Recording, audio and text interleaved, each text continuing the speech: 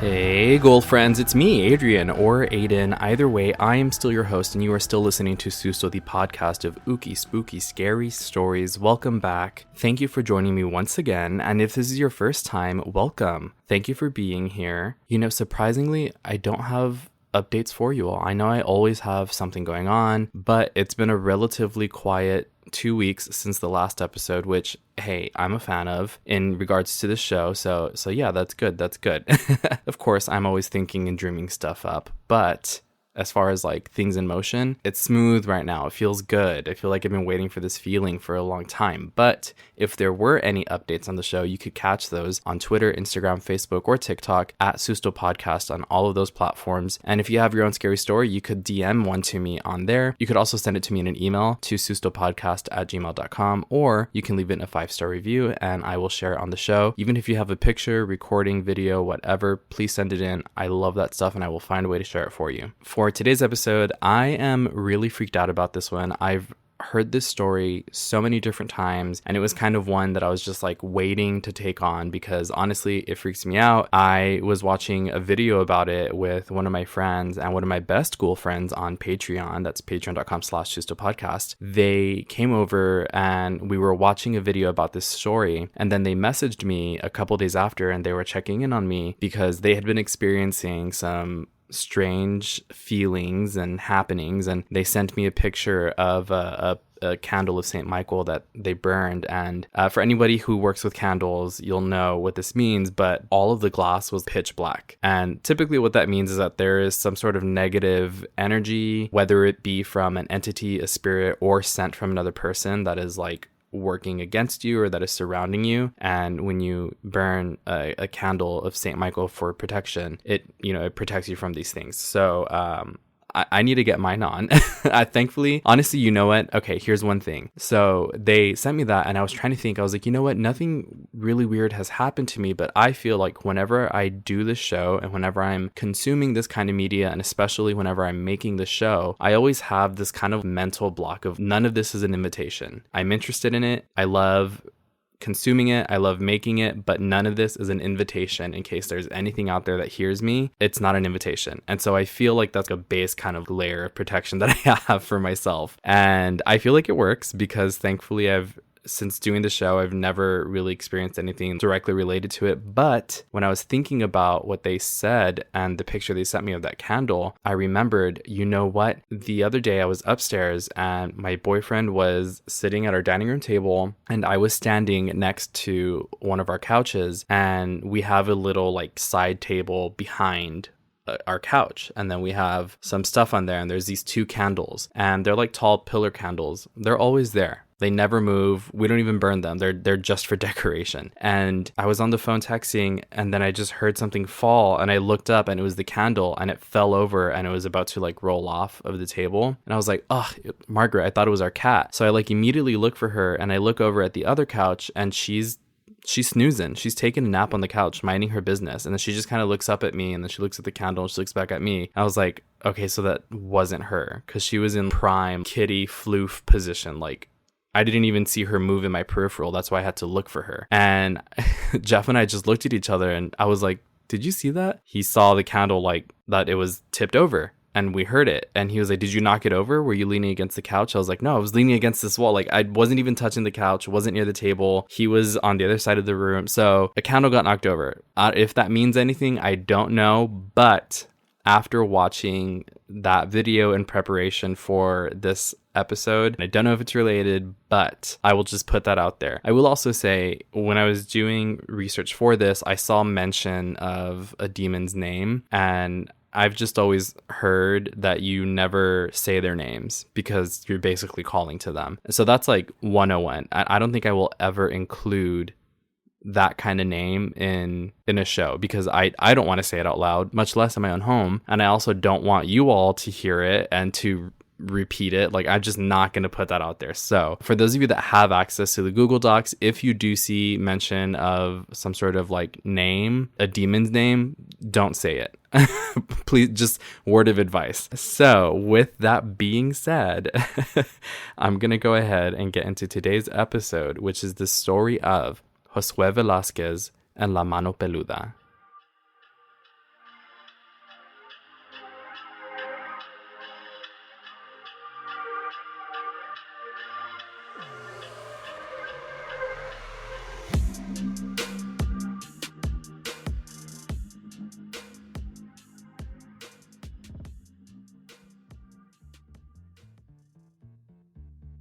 For many years, Juan Ramon Science hosted a very popular radio show called La Mano Peluda, which originally aired in 1995 on Radio 1.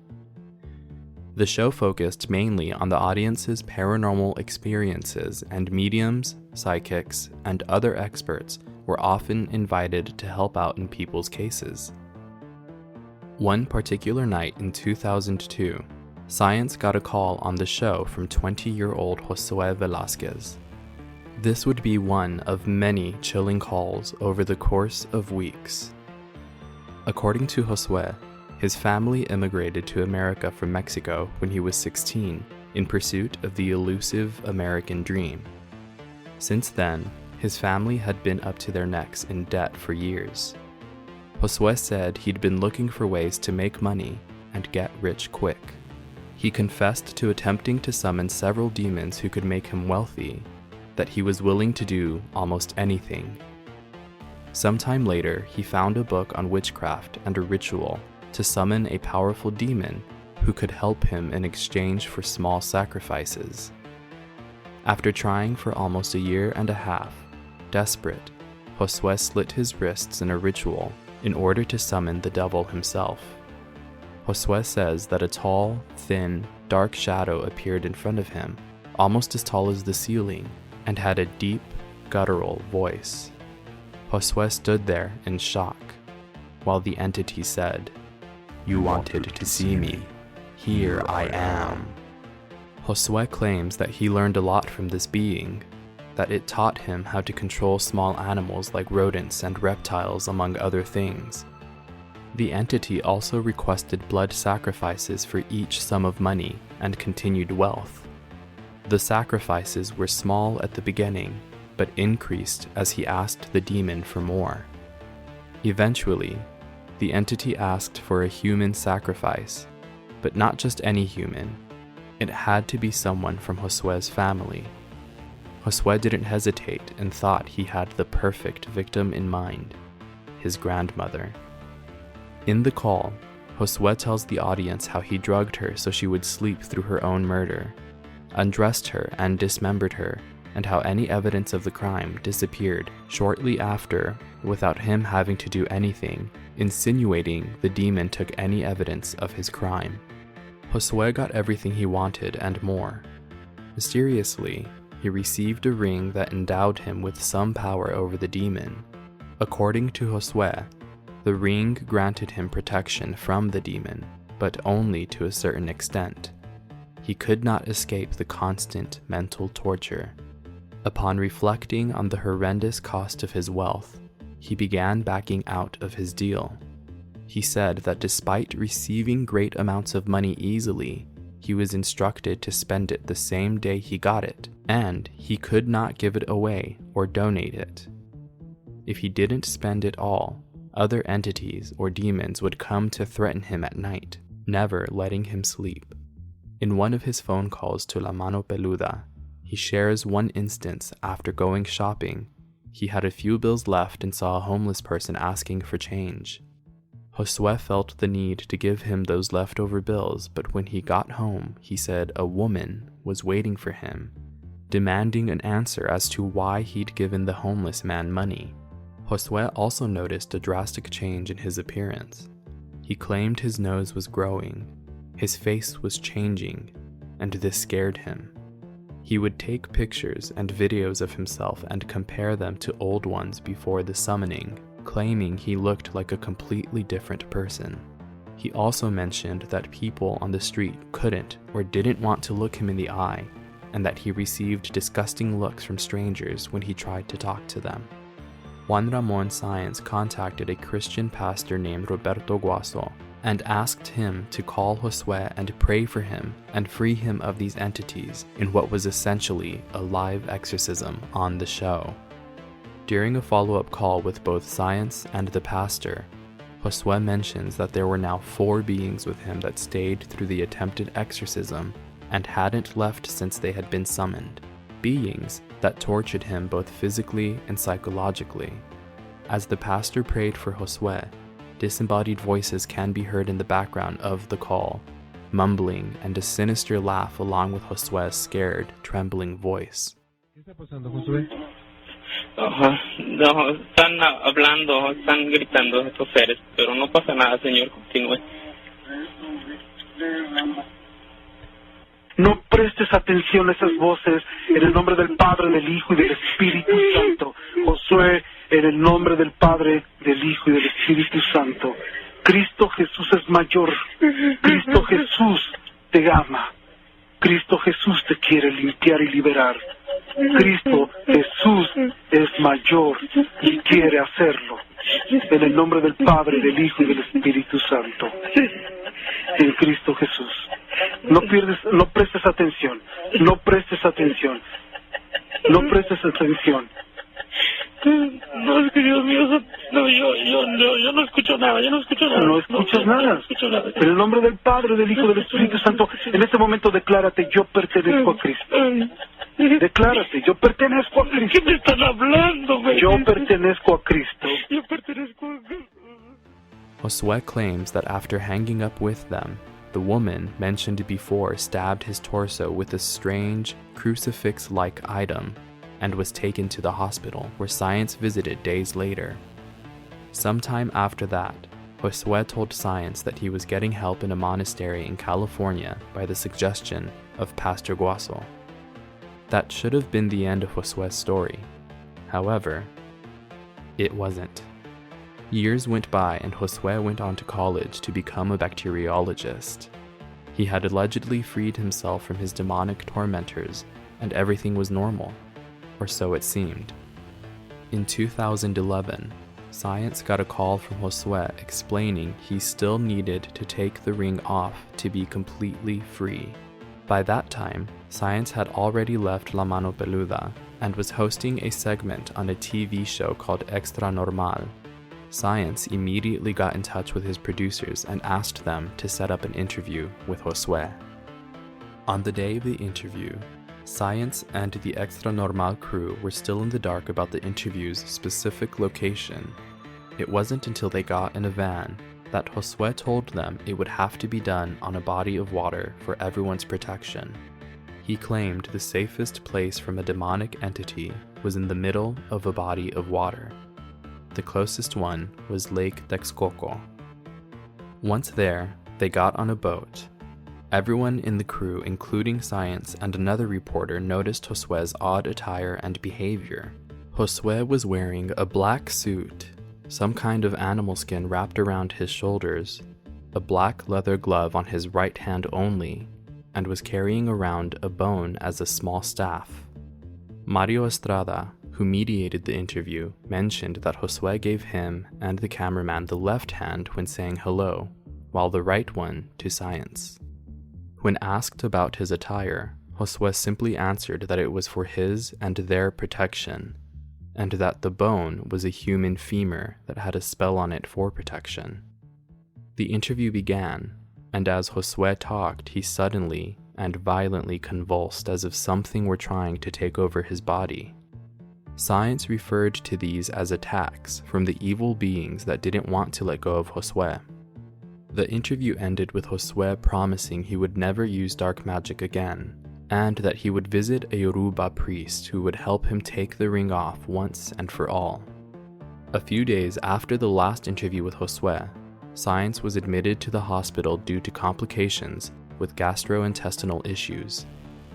Juan Ramon Science was diagnosed with peritonitis, a bacterial infection, and passed away only a week after filming the interview. Mario Estrada, the interview mediator, was involved in a terrible accident on his way home after the interview that put him in the hospital for more than a week. And if this weren't enough, Pastor Roberto Guaso, who prayed for Josué and tried to rid him of his demons, passed away 1 week after Juan Ramon Science.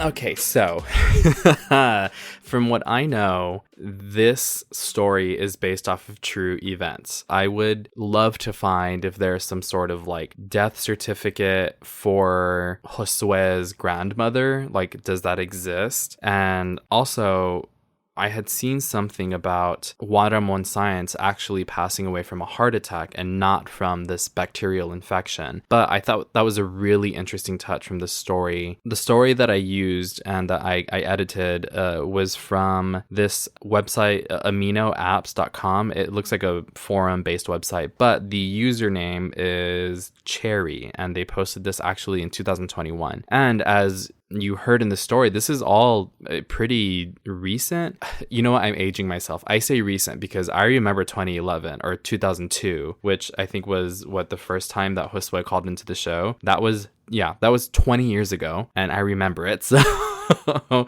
aging myself. But even then, 2011 is when they did that interview, and that was 11 years ago, which, I mean, time is relative. It's not really real. It just depends on who you ask, whether or not that's a long time. I don't think that's a long time. I think that's very recent for something like this to happen. It's very strange. Of course, there's links to all of the sources that I have in the Susto Google Docs. After it, in the comment section, they're talking about what happened after. This person in the comment section was saying they were really disappointed because they were following the story as it was happening. Like, they saw the interview when it came out, and it's also on YouTube if you want to look for it. It's really easy to find, but I've also put a link in Google Docs. But this person was saying they're really disappointed because, you know, at the end of the story, Josué Velázquez says that he's going to stop fucking with that stuff, basically, which from my understanding, it's really hard to disengage with an entity like that. And so, of course, it had to have been hard for him, but this person was like, did he really try? Did he not? Because apparently this person in the comment section claims that they saw or heard of him doing sacrifices on like other TV shows. Like, he was capitalizing off of this, like, oh, I'm a scary Satanist kind of deal. Yeah, so they're like, is it real? And he went back to his old ways that got him in all this trouble, or is he taking advantage of it? Or he was just like, I don't care, I'm just gonna go back to practicing evil dark magic. Another thing that I saw, this Cherry person, they were responding to comments on their post. They said that the person that he went to, it was some sort of like, I guess, high-ranking practitioner of Palo Mayombe. They said that the ring was cut off of his finger and sealed in a box with ashes, and that apparently there's a video somewhere on the internet about the whole ritual, but they just lost it and couldn't find the link. So, and also I'm not sure what this means, if this means that the ring was cut off of his finger, so he technically did not like remove it, or if his finger was cut off. But either way, there was a ritual that was done. And then again, I saw that other comment where people were like, you know, really sad because apparently I'm unsure of this timeline, and it would be cool to see where he's at now, you know, what he's up to now. I would never want to engage with him, but again, I think it'd be really interesting to see what he's up to now. It's just, it's wild because this is one of those things where you all know I'm always saying I am more scared of the living. I'm more scared of things that are based on true events. And this is one of those things where they completely bleed into each other, the paranormal and true documented events. We know that these people died. Rest in peace, Juan Ramon Sáenz. He was a legend. That show is trailblazing and it's amazing. And I know that there's a bunch of recordings of it online. If you've never heard of it, please check it out. It's La Mano Peluda, which La Mano Peluda is its own story that I've wanted to do before, but it's hard to find like a long enough story to make an episode out of it. There's this dismembered hairy hand that harasses people, basically.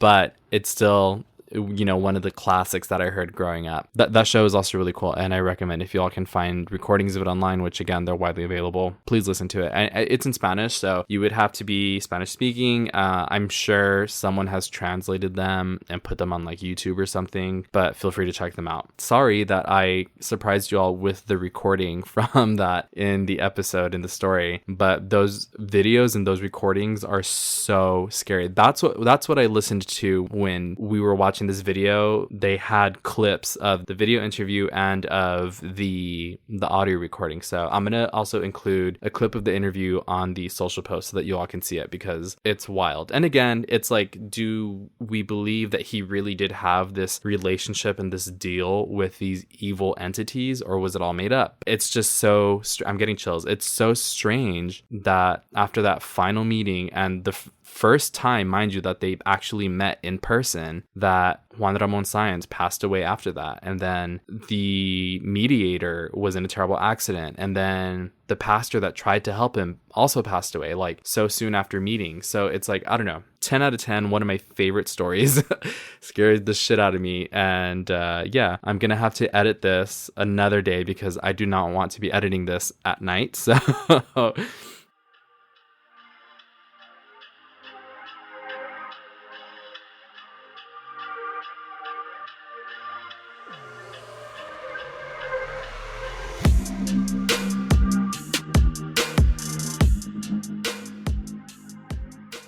thank you so much for listening. I know I'm always saying it, that I'm like, I love the story. I love the story. This one, though, is a very clear, like, top 3, top 5 for sure. One of my favorite stories, one of my favorite episodes that I've done so far. And I hope that you also enjoyed it. If you did, please consider leaving a rating or a review wherever you listen to the show. And if you have your own scary story, again, you can send that to me to sustopodcast@gmail.com. You can also leave it in your review if you have the option, or you can DM it on social media. That's at Susto Podcast on Twitter, Facebook, Instagram, and TikTok. And again, if you have not only stories, but video, audio recording, you can send that to me. And until next time, don't make a deal with the devil. Bye.